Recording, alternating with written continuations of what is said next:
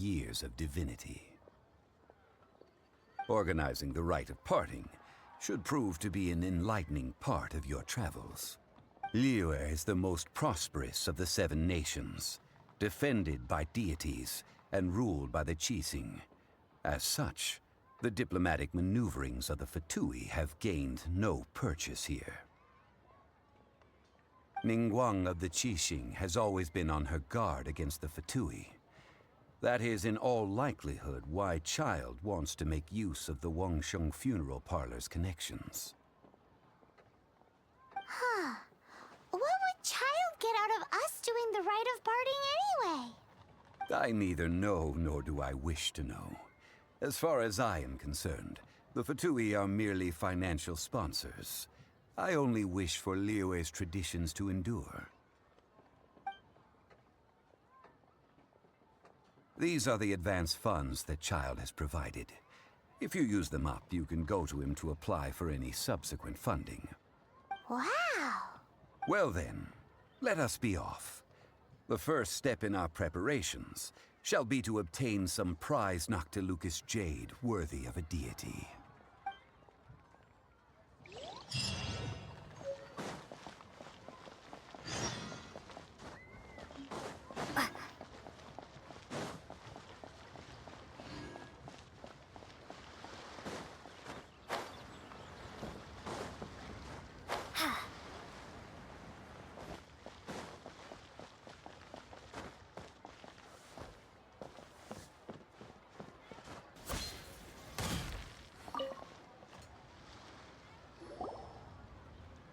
Welcome to the Jade Mystery, my good friends. Would you like to try your luck betting on Jade? This could be your lucky day.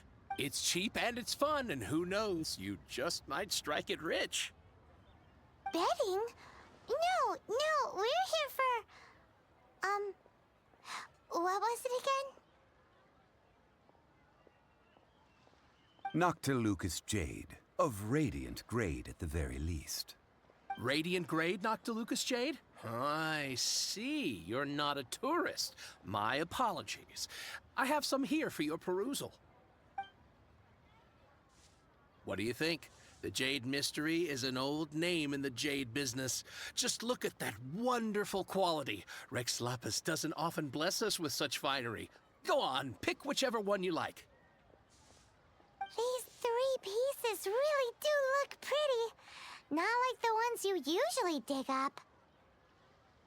But how do we pick? Should we just grab one and go?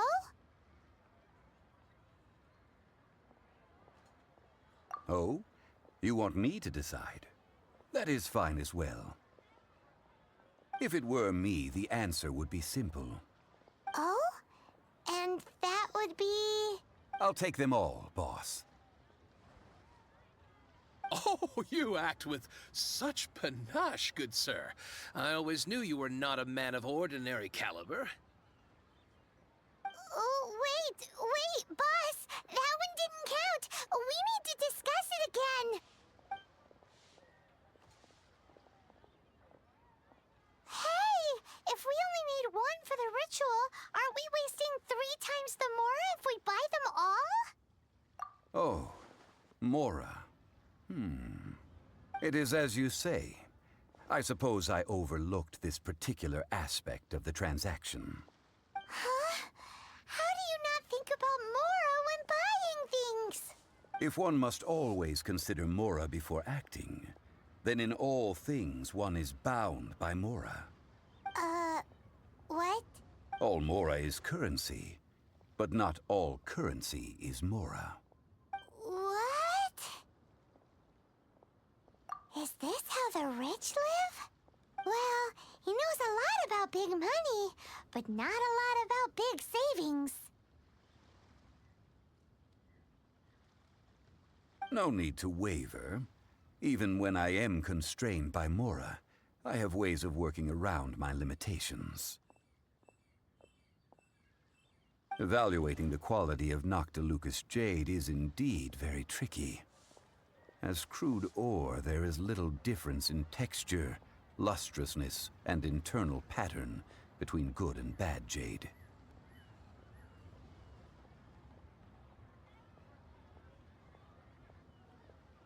Only after the item made using Noctilucous Jade has taken shape will you be able to see whether it is up to par or not.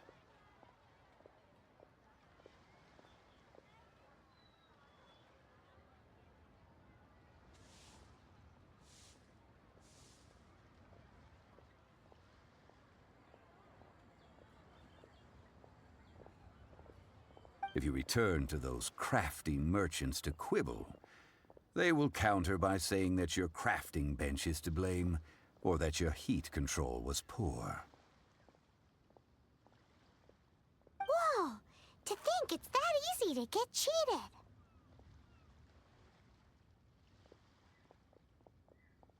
But there is a way to truly evaluate this jade, and a true insider would know it. A fool sees the pointer and misses the moon. What does that mean? If you point at the moon with your finger, a wise man knows that you are pointing at the moon, while a fool will only see the finger. The patterns, the facade, these are all the finger. Noctilucous Jade is a mystical stone used to light up the darkness, and so its brightness is the important thing. It is the moon.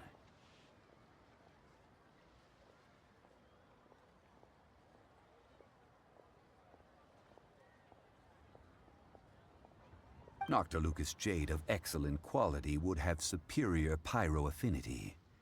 In other words, the bluer and brighter the luster of the ore under high temperature, the higher its quality.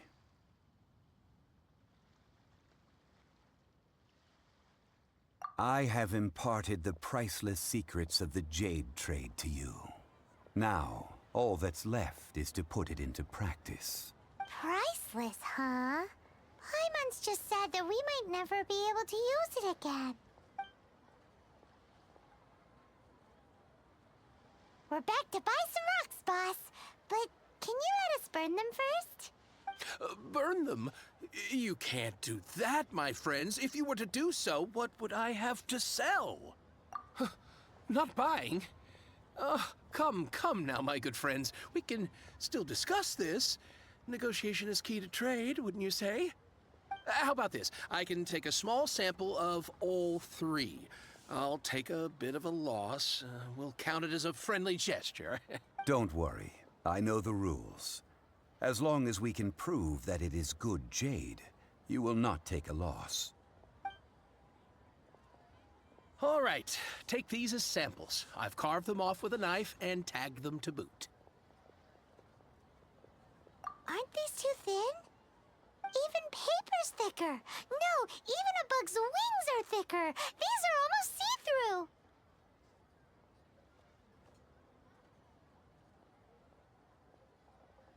Stingy? I've already been very generous. Any more and you may as well have my neck. But wouldn't something this thin go poof if we held it to the fire? It can't be helped. Trying to deprive a merchant of his profits would be like forcing a ravenous wolf to vomit up the food in its stomach. Nonetheless, under the right conditions, these thin slices will serve. What sort of conditions? While we add the high temperatures using pyro, we can use hydro to reinforce it from within. This way, the samples will not disintegrate immediately. Oh! Oh, sir, to think you were this learned. Thank you for your understanding.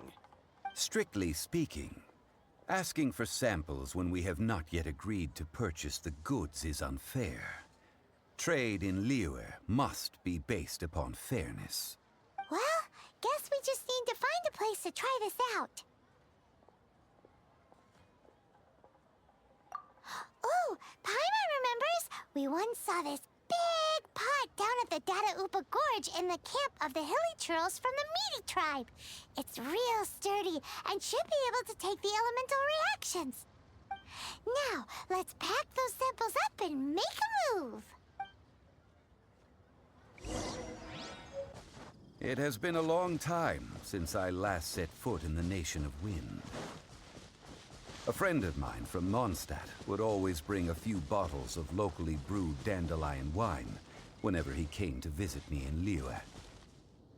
It must be said that the famed liquor of the land of pastorals is far better than Sumeru's frigid snake wine. That's the pot! It looks like the hilly trolls are still using it. It's a bit impolite, but we gotta cut the line.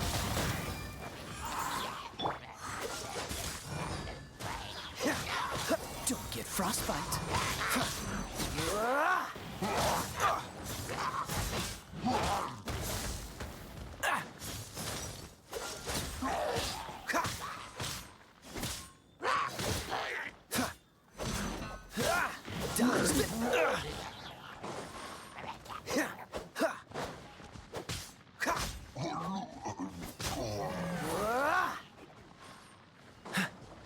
Cool it.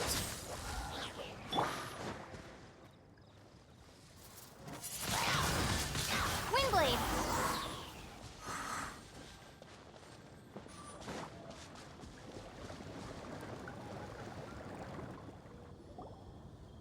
There's still soup in here! These hilly churls sure have big appetites. This soup looks like it could be used as our hydro-elemental protection. Let's fire it up and begin our experiment. We're ready to go. Paimon will help remember which one of the three is which. Use pyro to keep making the pot hotter until we get the results we need. Mr. Zhongli said that the shinier and bluer the ore gets, the better it is. So, pay close attention.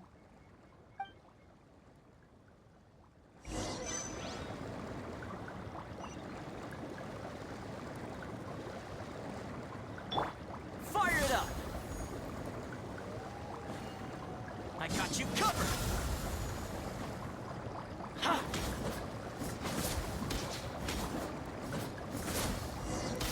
Whoa! That light came from the first Noctilucous Jade! Hilly trolls are surrounding us again! Were they attracted by the light? Such nosy neighbors! Let's take care of them and continue again after.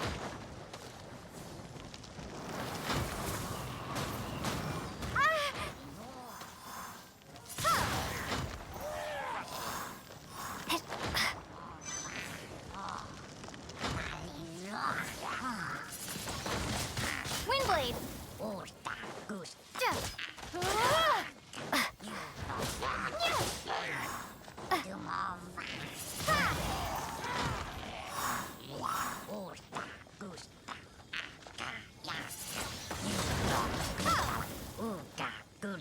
Freeze! Steady as stone.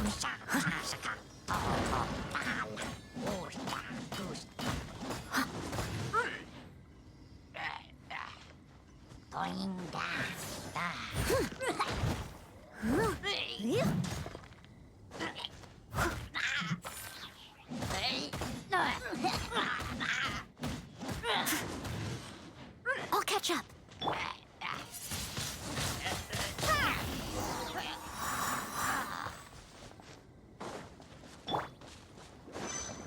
Check this out! Yeah.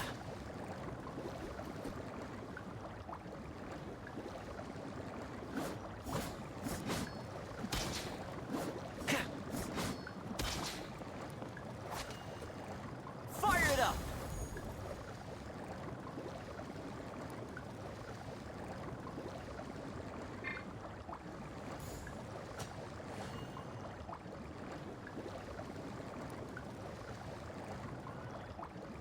Don't get too close!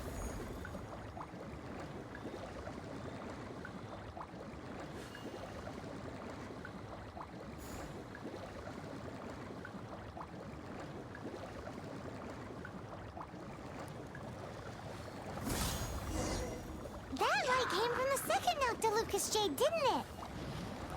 More hilly trolls? They don't give up, do they? Looks like they're mad that we ruined their food.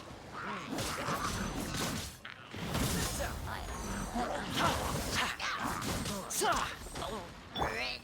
Dodge this! This moment will be frozen in time. Freeze!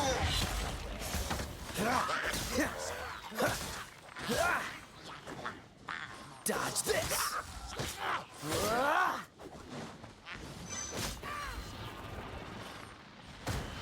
Cool, don't push your luck.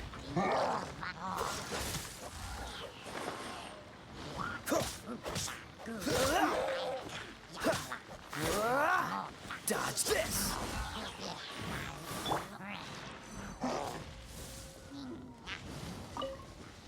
Be gone!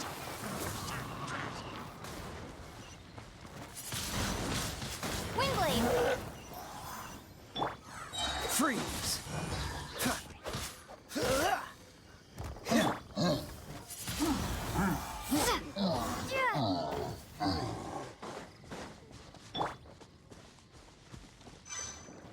Fire it up!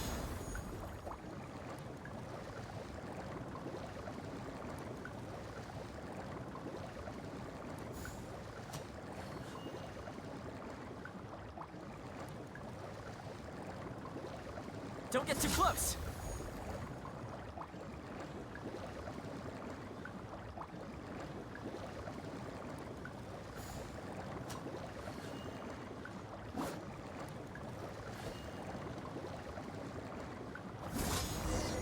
Ow! That's bright!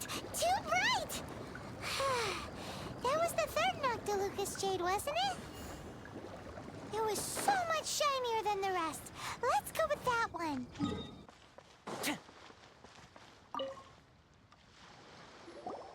You're back, my friends. I've kept the goods for you. Which of them would you like?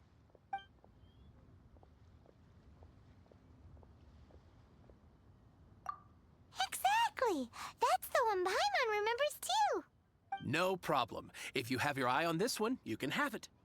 Then we'll take a box of the third type of jade. Done. All the same, and pardon me for asking, but I'm curious. Whatever do you need this much top-quality Noctilucous jade for? I suppose it would not hurt to tell you. We need them to make implements for the rite of parting. Parting? Oh, dear. I'd heard the rumors, but had given much thought to them. This means that Rex Lapis really is... Oh, it's hard to believe. Even though the Jade Mystery has been in decline, we have always been under his protection. It is said that when our Lord lost his way while going incognito in the city 200 years ago, it was a spoon from the Jade Mystery that he had used to sample the local delights. Alas, alas, all things must pass. Well, if this is to be used to say farewell to Rex Lapis, then I shall sell this to you at half the price. Are you sure? You didn't want to even give us an inch before. If not for our Lord's protection, this city wouldn't exist as it does now. No proprietor could earn money off such a thing. I'm sure Rex Lapis will feel your sentiment, boss. In the safe hands of the Liu Chising and good honest merchants such as yourself, I for one believe that Liyue will continue to prosper as it always has done. All right. Thank you, my friends. What's with me getting all sentimental like this? I'll practically be giving away all my fortune at this rate. Now that we've made our choice, let's take this Noctilucous jade back. Hey, wait a minute. He said it was half price, not that we could leave without paying. Oh, right. I'm sorry. I must have forgotten to do that too. Let me see. As I thought, I didn't bring any. Any what? Mora, my apologies. Another oversight on my part. Oh, that won't do. This isn't some small sum. Oh, wait. Didn't Child give us some advanced funds earlier? That's a relief. Have a look, boss. Is it enough? It's fine. Just enough for half price. Though, to be honest, it'd be all right even if the sum wasn't quite enough. Well, it's settled then. Let's take this jade to Yujing Terrace. That's where we plan to hold the rite. Look at you bossing everyone around. You didn't cough up a single mora. I will do my best. You have my thanks.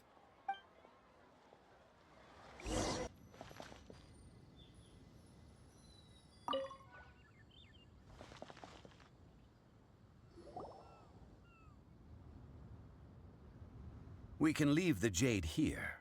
I have already called for a jewelsmith to shape them into the implements that we will need. Ah, yes. I have yet to go and see Child. So, as for the jewelsmith's remuneration...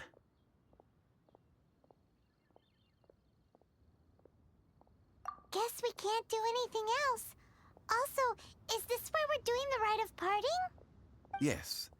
I have already rented this location, and have begun making preparations for the rite. That's right. The Liyue Qixing have acquiesced to using the same location. But when something this big happened here, should suspects like us really be at the crime scene? We might get caught by the Millilith.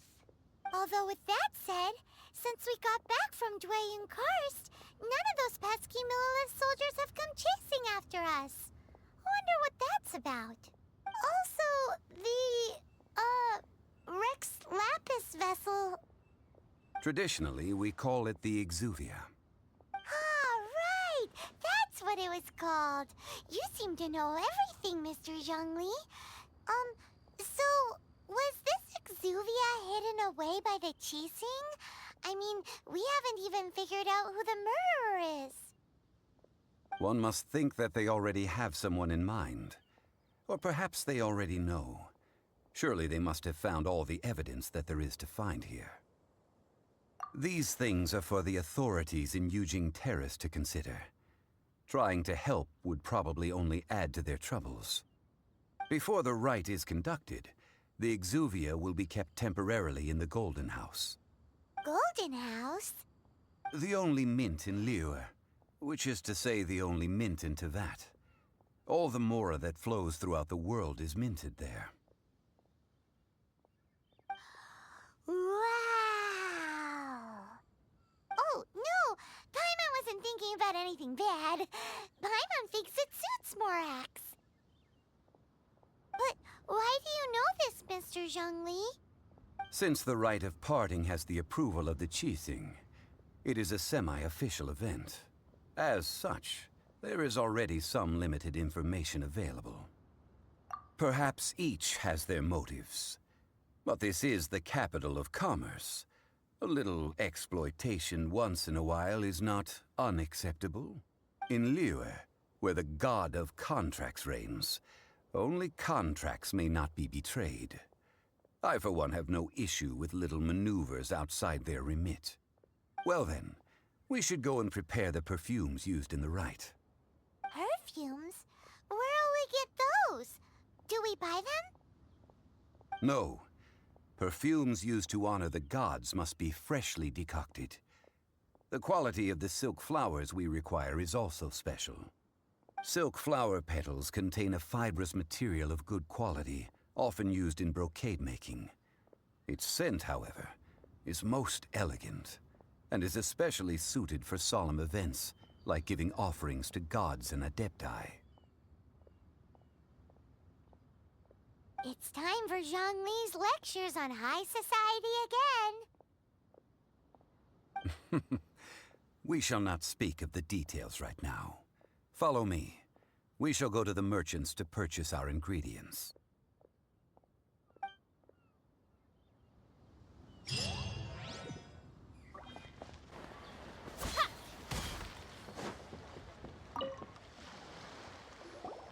Hey, boss, do you sell silk flowers here? Silk flowers? We certainly do. Which kind would you like? Which kind? The good kind? The best kind? Remind Paimon what kinds there are again. Ugh, you ignorant shoppers. Always coming in here with your stupid questions. Golden House Maiden, Valley Weaver, and Fate's Yearning. One of each to start with, if you don't mind. My goodness, this gentleman is quite the connoisseur. You two must be his servants. Please refrain from any further attempts to contribute. I'm sorry? Ah, yes. We've met before, haven't we? Sorry, traveler. I shouldn't have spoken to you in that tone. Now then, please peruse at your leisure. Do let me know if you have any further thoughts. Silk flowers exhibit different properties based on how their environmental conditions differ from their ancestral habitat. Nevertheless, these are fine specimens, excellently preserved. Just look at the abundant foliage here, and these stamens, glamorous as a maiden of the Golden House. This strain is an evergreen, and mostly grows under complex hydrological conditions. By contrast, this variety thrives in any dark, damp location, often in large clusters. Morphologically, it is distinguished by the profusion of petals and densely packed stamens, though its powerful scent gives it away just as easily. Lastly, this strain is quite the recluse. Unlike its exuberant cousins, flowers and foliage are minimal, and when in season, it has a subtle yet enduring scent. It was first discovered by the ancients when they scaled the mountains in search of the Adepti. Silk flowers have all but disappeared from the wild today due to geographical changes over Liyue's history. Most are not grown by horticulturalists. Wow! A true connoisseur.